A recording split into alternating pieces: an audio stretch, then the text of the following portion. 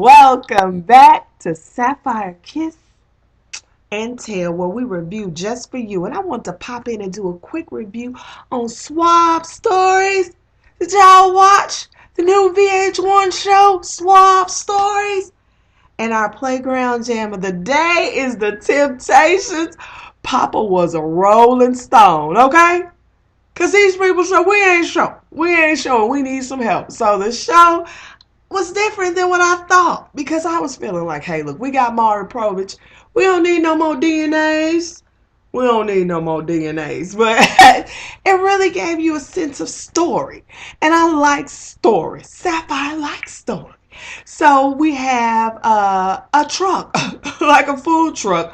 Turns out to be a DNA truck that rides around the streets of New York. And hey, we'll hook you up. You need to know something. We need a DNA test. We're going to swab you. We'll get back to you.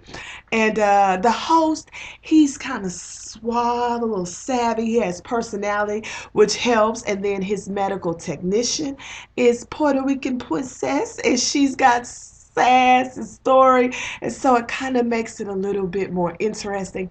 Also, the stories are not exactly what I thought they would all be, baby daddy drama. I mean, they were baby daddy drama. It's always kind of baby daddy drama, but in a different light. A lot of siblings and things like that. So I thought it was good. The first episode came in with, first it was a husband and wife and a baby.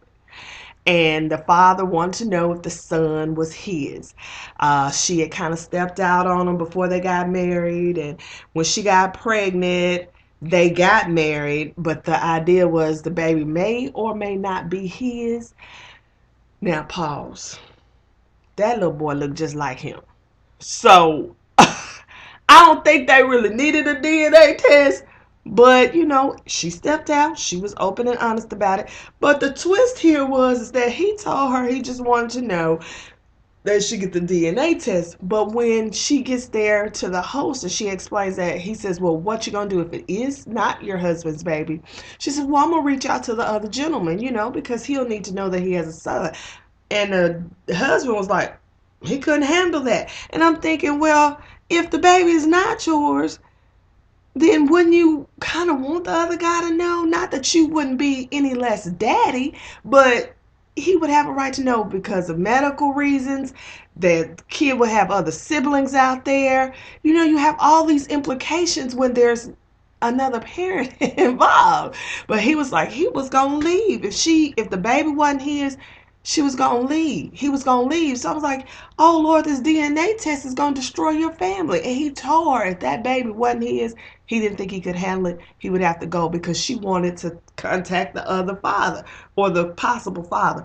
So I thought, oh, y'all may have problems later on. Now the follow-up said that they happy, but girl, you better keep an eye on him.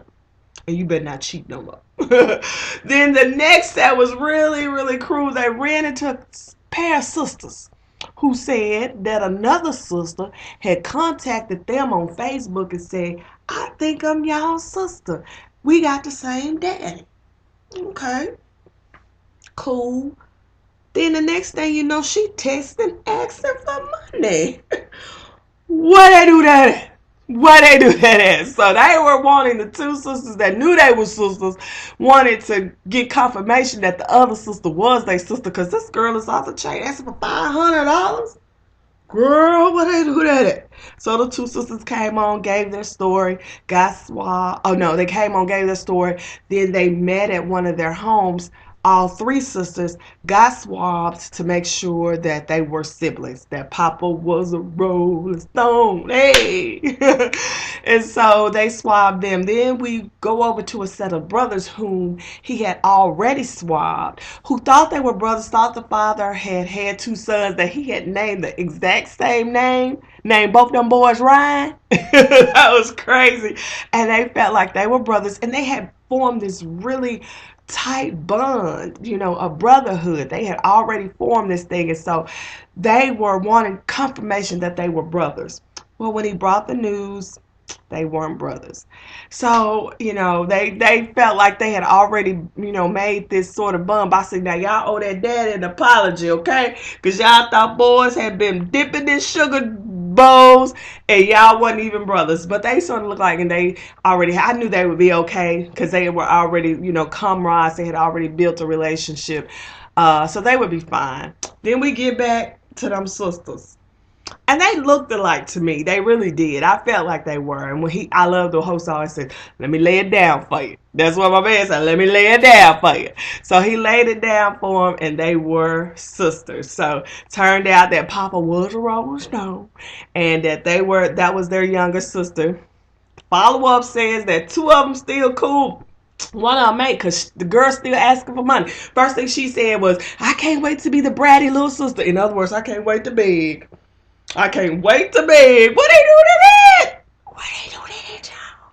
I don't know. But Swab Story seems like it's going to be interesting. Seems like it's going to be comical. Probably some heartfelt moments. Because when it comes to relationships and blood and DNA, that stuff can get messy, can't it?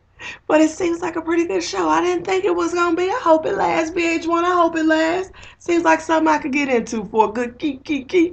And to see if folks can continue to build family. Well, this your girl Sapphire Kiss and Tell, where we review just for you, get you some joy, and give you some joy. It always pays off. Don't forget to rate, comment, and subscribe to my channel. Let me know if you watching Swab Stories. Let me know if you got your own Swab story. I'd like to know. I'd love to know. Peace.